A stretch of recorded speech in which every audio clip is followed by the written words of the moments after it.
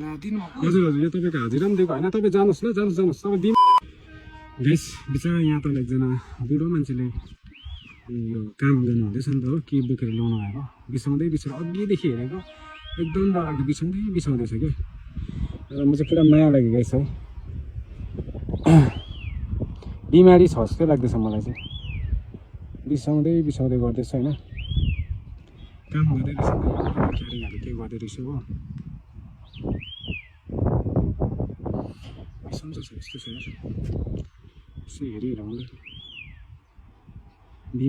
बिमारी छ जस्तो लाग्यो मलाई क्या अघिदेखि मैले विचार गरेको कि एकदम बिसाउँदै ल्याउँदैछ होइन के भएको छ जस्तो लाग्यो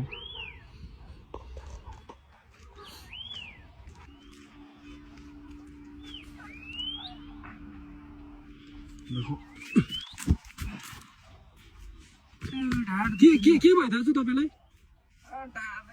पसेछौ क्यारिङमा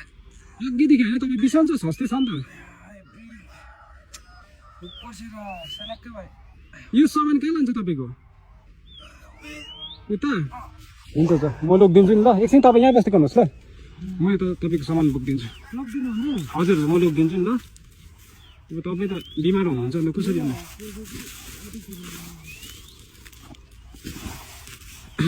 एकछिन तपाईँ बस्दै गर्नु न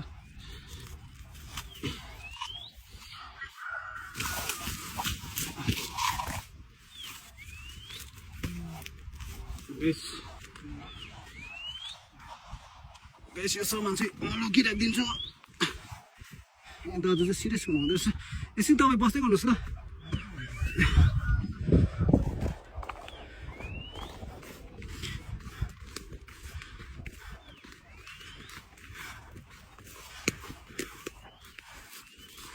मैले सामान चाहिँ राखिराख्थेँ दाजुलाई चाहिँ घर फर्किन्छु दाजु हजुर सामान सक्दैन होला अब तपाईँ बोक्नु है होइन क्यारिङ नगर्नुहोस् कि आजकोमा तपाईँलाई हाजिरा दिइहाल्छु तपाईँ घर गएर रेस्ट गर्नुहोस् न ल होइन यस्तो उयसमा नबोक्नुहोस् यस्तो उयस तपाईँलाई टेन्सन हुन्छ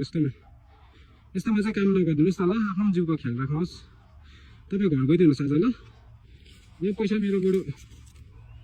2-3 हजार पैसा छ कि यो पैसा राख्नुहोस् न बरु तपाईँले होइन पर्दैन हो हजुर पर्दैन हो ल यो राख्नुहोस् त यो पैसा